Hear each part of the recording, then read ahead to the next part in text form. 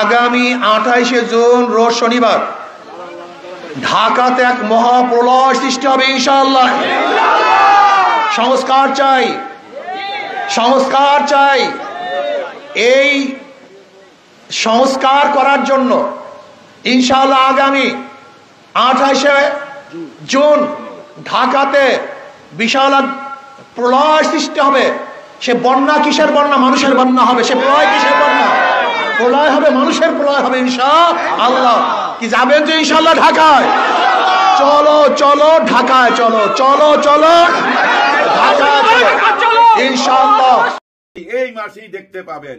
28শে জুনের জন্য অপেক্ষা করেন। 28শে জুনে আসতেছে চরমোনাই পীর সাহেব মুফতি ফয়জুল করিম সাহেব ডাক দিছে, ভাই চলেন চলেন ঢাকায় যাই, ঢাকায় যাই।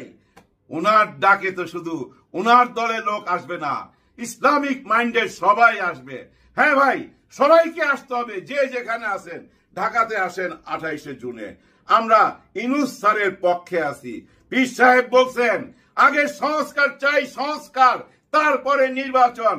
এনসিপিও বলছে আগে সংস্কার চাই তারপরে নির্বাচন।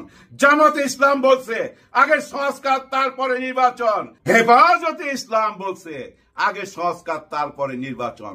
সংস্কার বলতে ভাই ওই যে সারা দেশের যত ভুল ভ্রান্তি আছে সবকিছু সংস্কার করবে এমন কিছু না। একটি সংস্কার, জুলাই সনদপত্র ঘোষণা। আর এই জুলাই সনদপত্রেই আছে আগামী ভবিষ্যৎ, বাংলাদেশের আগামীর ভবিষ্যৎ এই জুলাই সনদপত্রে লেখা আছে। আর সেটাই ঘোষণা হইতে যাচ্ছে। জুলাই সনদপত্রের ঘোষণার সাথে সবাই আছে, এই জনগণ আছে, ইসলামিক মাইন্ডের সবাই আছে। এবং আমি তো মনে করি উপর আল্লাহ আছে, কারণ উপর আল্লাহ তো